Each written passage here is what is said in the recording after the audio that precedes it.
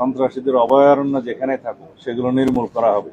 জঙ্গল সলিমপুর সহ অন্যান্য জায়গায় যেখানে র্যাবের উপরে এবং পুলিশ বাহিনীর উপরে আক্রমণ হয়েছে, সেটা আপনাদের মতো আমরা খুব গভীরভাবে দেখেছি এবং এর উপরে আমরা অ্যাকশন নিচ্ছি। সেটা আপনাদের সামনে যখন দৃশ্যমান হবে, হচ্ছে ইতিমধ্যে, তখন আপনারা দেখতে পাবেন। আমরা এটা এই জন্যেই এটা অনুমান করতে পারি, দীর্ঘ 17 বছর দেশে কোনো আইনের শাসন ছিল না, দুর্বৃত্তায়নের একটা মহামারী ছিল। তারা মনে করেছে জঙ্গল সলিমপুর আমরা যেভাবে একটা রাষ্ট্রের ভিতরে রাষ্ট্র হতে দেখেছি, সেটাকে যখন আমরা আইন শৃঙ্খলা রক্ষাকারী বাহিনীর নিয়ন্ত্রণে আনতে পারলাম, ওখানে একটা যৌথ অভিযান চলেছে, অনেক অস্ত্র উদ্ধার হয়েছে, অনেক দাগী আসামি গ্রেফতার হয়েছে।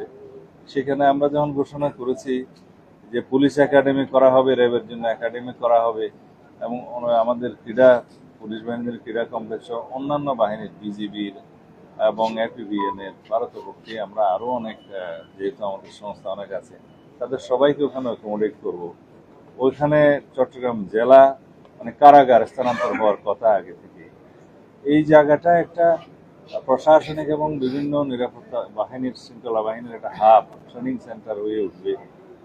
সেই জায়গাটায় যাতে সন্ত্রাসীরা তাদের তাদের যে আড্ডা ছিল সেটা আবার পুনরায় রাখতে পারে, সেজন্য তাদের চেষ্টা আছে।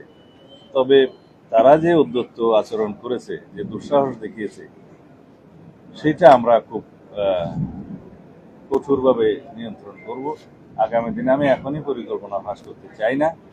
ইনশাআল্লাহ দেশে আইনের শাসন প্রতিষ্ঠা হবে, সন্ত্রাসীদের অভয়ারণ্য যেখানে থাকুক সেগুলো নির্মূল করা হবে। আমরা আশা করি আপনারা সবাই সহযোগিতা করবেন এবং সমাজের সর্বস্তরের মানুষ আশা করি আমাদের সেই উদ্যোগকে সমর্থন করবেন এবং সহযোগিতা করবেন।